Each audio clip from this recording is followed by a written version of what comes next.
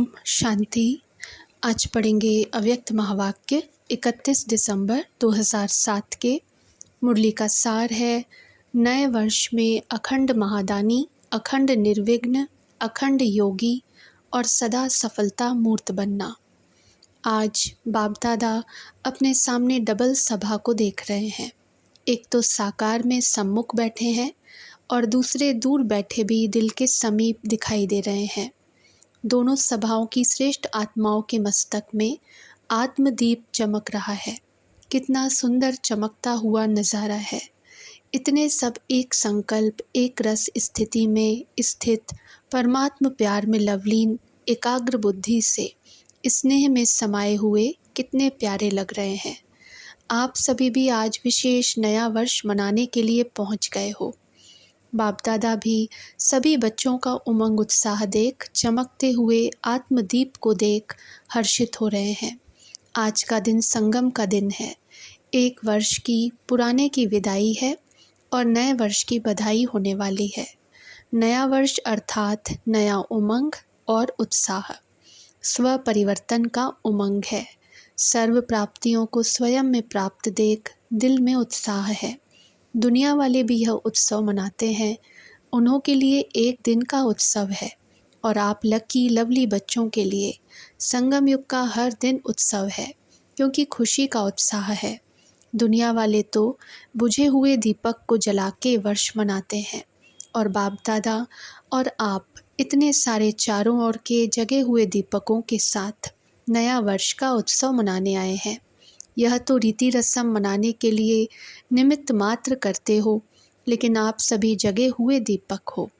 अपना चमकता हुआ दीप दिखाई देता है ना, जो अविनाशी दीप है। तो नए वर्ष में हर एक ने दिल में स्व प्रति, विश्व की आत्माओं प्रति कोई नया प्लान बनाया है। 12 बजे के बाद नया वर्ष शुरू हो जाएगा, तो इस वर्ष को विशेष किस रूप में मनाएंगे? जैसे पुराना वर्ष विदाई लेगा, तो आप सबने भी पुराने संकल्प, पुराने संस्कार, उन्हों को विदाई देने का संकल्प किया। वर्ष के साथ साथ आप भी पुराने को विदाई दे नए उमंग उत्साह के संकल्पों को प्रैक्टिकल में लाएंगे ना। तो सोचो, अपने में क्या नवीनता लाएंगे? कौन से नए उमंग उत्साह की लहर फैलाएंगे? कौन से विशेष संकल्प का वाइब्रेशन फैलाएंगे? सोचा है? क्योंकि आप सभी ब्राह्मण सारे विश्व की आत्माओं के लिए परिवर्तन निमित्त आत्माएं हो। विश्व के फाउंडेशन हो, पूर्वज हो, पूज्य हो। तो इस वर्ष अपनी श्रेष्ठ वृत्ति द्वारा क्या वाइब्रेशन फैलाएंगे? जैसे प्रकृति चारों ओर कभी गर्मी का, कभी सर्दी का, कभी बाहर का वाइब्रेशन फैलाती है, तो आप प्रकृति के मालिक, प्रकृति जीत कौन सा वाइब्रेशन फैलाएंगे, जिससे आत्माओं को थोड़े समय के लिए भी सुख चैन का अनुभव हो। इसके लिए बाप दादा यही इशारा दे रहा है कि जो भी खजाने प्राप्त हुए हैं, उन खजानों को सफल करो और सफलता स्वरूप बनो। विशेष समय का खजाना कभी भी व्यर्थ न जाए। एक सेकंड भी व्यर्थ को कार्य में लगाओ। समय को सफल करो, हर श्वास को सफल करो, हर संकल्प को सफल करो, हर शक्ति को सफल करो, हर गुण को सफल करो। सफलता मूर्त बनने का यह विशेष वर्ष मनाओ, क्योंकि सफलता आपका जन्म सिद्ध अधिकार है। उस अधिकार को अपने कार्य में लगाए सफलता मूर्त बनो, क्योंकि आपकी सफलता आपके अनेक जन्म साथ रहने वाली है।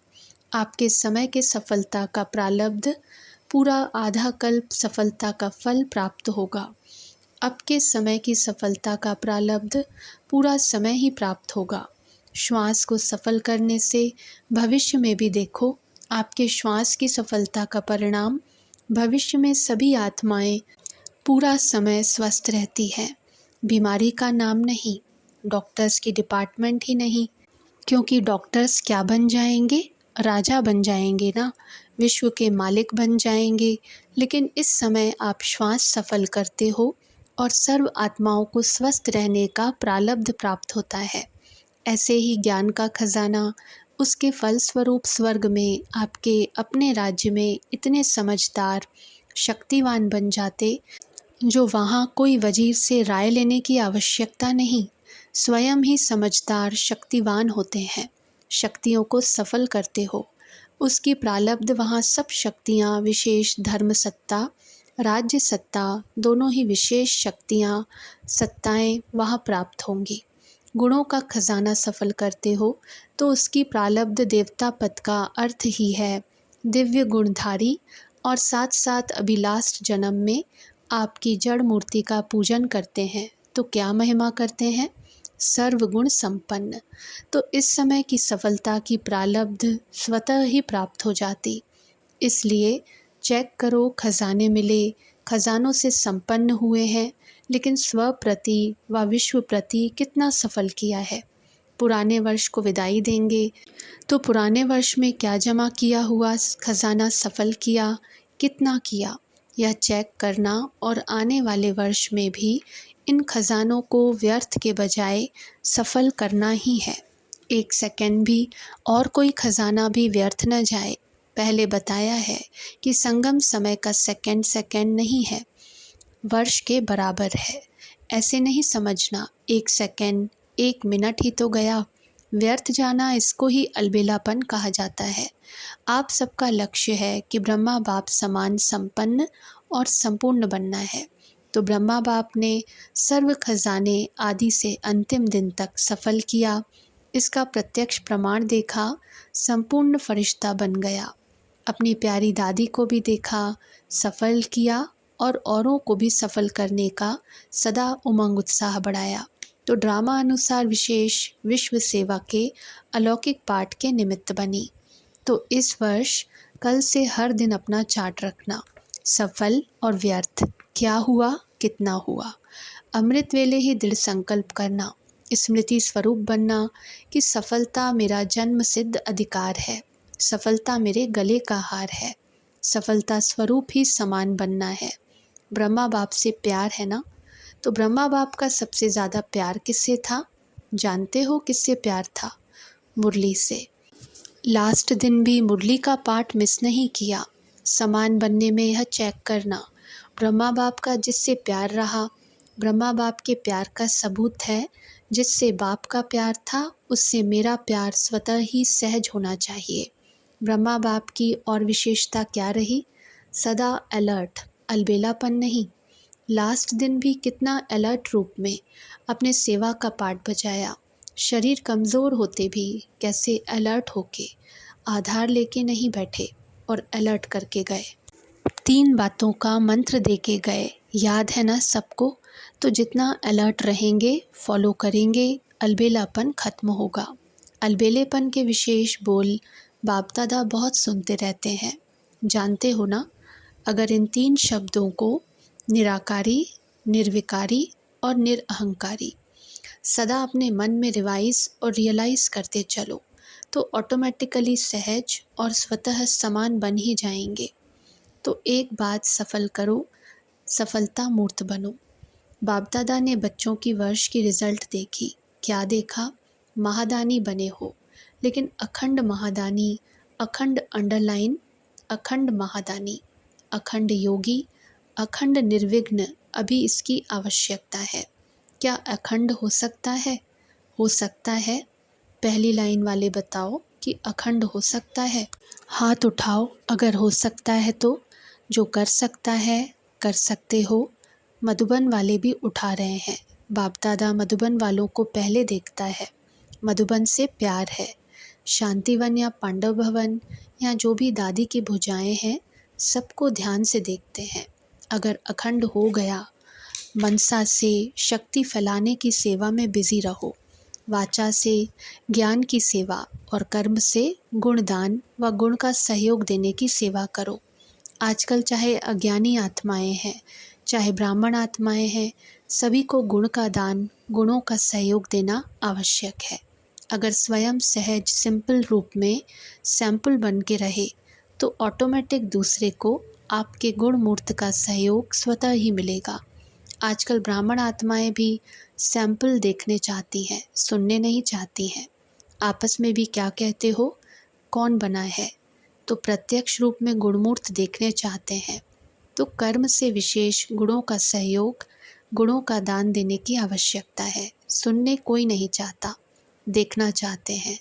तो अभी यह विशेष ध्यान में रखना कि मुझे ज्ञान से, वाचा से तो सेवा करते ही रहते हो और करते ही रहना है, छोड़ना नहीं है। लेकिन अभी मनसा और कर्म, मनसा द्वारा वाइब्रेशन फैलाओ, सकाश फैलाओ। वाइब्रेशन व सकाश दूर बैठे भी पहुंचा सकते हो।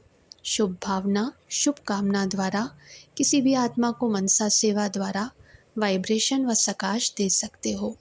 तो अभी इस वर्ष एक मनसा शक्तियों का वाइब्रेशन, शक्तियों द्वारा सकाश और कर्म द्वारा गुण का सहयोग व अज्ञानी आत्माओं को गुणदान दो। नए वर्ष में गिफ्ट भी देते हो ना, तो इस वर्ष स्वयं गुणमूर्त बन गुणों की गिफ्ट देना। गुणों की टोली खिलाते हो ना, मिलते हो तो टोली खिलाते हो ना। टोली खिलाने में खुश हो जाते हैं ना। कोई आत्माएं भागंती भी टोली को याद करते हैं और बातें भूल जाते हैं, लेकिन टोली याद आती है। तो इस वर्ष कौन सी टोली खिलाएंगे? गुणों की टोली खिलाना, गुणों की पिकनिक करना, क्योंकि बाप समान समय की समीपता प्रमाण और दादी के इशारे प्रमाण समय की संपन्नता अचानक कभी भी होना संभव है। इसलिए बाप समान बनना है व दादी को प्यार का रिटर्न देना है। तो जो आवश्यकता है मनसा और कर्म द्वारा सहयोगी बनने की, कोई कैसा भी है यह नहीं सोचो यह बने तो मैं बनूं। नंबर 1 बनना है तो कभी यह नहीं सोचना कि यह बने तो बनूं। पहला नंबर तो बनने वाला बन जाएगा, फिर आपका नंबर तो दूसरा हो जाएगा। क्या आप दूसरा नंबर बनने चाहते हैं कि पहला नंबर बनने चाहते हैं? वैसे अगर किसको कहो आप दूसरा नंबर ले लो तो लेंगे? सभी यही कहेंगे पहला नंबर लेना है। तो पहला निमित्त बनना है। दूसरे को निमित्त क्यों बनाते हो? अपने को निमित्त बनाओ ना। ब्रह्मा बाप ने क्या कहा? हर बात में खुद निमित्त बन के निमित्त बनाया। हे अर्जुन बन पाठ बजाया। मुझे निमित्त बनना है, मुझे करना है। दूसरा करेगा, मुझे देख के और करेंगे, और को देख मैं करूँगा नहीं, मुझे देख और करेंगे। यह ब्रह्मा बाप का पहला पाठ है। तो सुना क्या करना है? सफलता मूर्त, सफल सफलता मूर्त, अखंड दानी, माया को आने की हिम्मत ही नहीं होगी। जब अखंड महादानी बन जाएंगे, निरंतर सेवाधारी रहेंगे, बिजी रहेंगे, मन बुद्धि सेवाधारी रहेगा, तो माया कहाँ जाएगी? तो अभी इस वर्ष क्या बनना है? सबका एक आवाज़ दिल से निकले, यह बाप दादा चाहता है। वह क्या? No problem, complete. प्रॉब्लम नहीं लेकिन कंप्लीट बनना ही है। दृढ़ निश्चय बुद्धि, विजय माला के नज़दीक मणका बनना ही है। ठीक है ना? बनना है ना? मधुबन वाले बनना है। No complain, no complain. हिम्मत रखने वाले हाथ उठाओ। No problem. वाह, मुबारक हो, मुबारक हो, मुबारक हो। देखो, निश्चय का प्रत्यक्ष प्रमाण है रूहानी नशा। अगर रूहानी नशा नहीं तो निश्चय भी नहीं है। फुल निश्चय नहीं है, थोड़ा बहुत है, तो नशा रखो, क्या बड़ी बात है। कितने कल्प आप ही बाप समान बने हैं, याद है?